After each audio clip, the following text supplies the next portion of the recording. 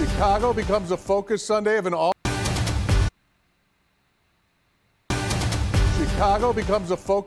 an all-out immigrant enforcement blitz that even brought ICE Director Tom Homan to the Windy City.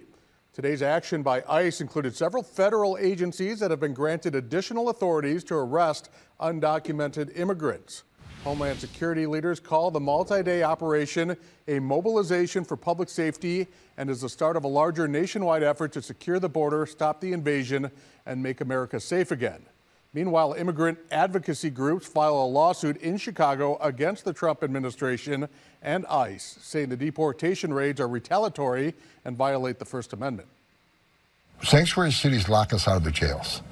So instead of ICE being able to arrest the bad guy, the criminal alien, in the safety and security of the jail where the officer's safe, the alien's safe, and the public's safe, sanctuary cities release them back in the community, which endangers the community, putting the criminal alien back in the community. But when we find him, he's going to be with others, most likely. Many times they're with others. If they're in the country legally, they're coming too. We've seen it in our own organizing where workers are fearful of coming to community meetings or fearful of participating in labor actions because they just don't know, is the consequence going to be, at best, do I lose my job? At worst, could I be deported from this country?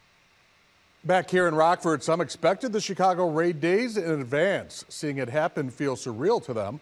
WIFR's Nathaniel Langley meets with local leaders learning from the operation. The guys and gals that are working with ICE are going after the worst of the worst. Less than 100 miles away, one local lawmaker salutes the targeted immigration operation in Chicago. If you're a criminal and you're an illegal alien in the United States of America, I don't care where you are, you should be nervous. I hope you're nervous. Cabello comes from law enforcement. To him, the raid is the government's responsibility. You will uphold the Constitution of the United States of America. You can't pick and choose what you want to do. Immigration attorneys knew the operation is part of President Donald Trump's agenda. We have to have legal immigration. There's going to be, waves of all kinds that are going to affect our practice and immigration law. Hoffman understands arrests and deportations happen, but seeing them like this doesn't compare to previous presidents. It was done in a more precise manner than what is happening now under the Trump administration.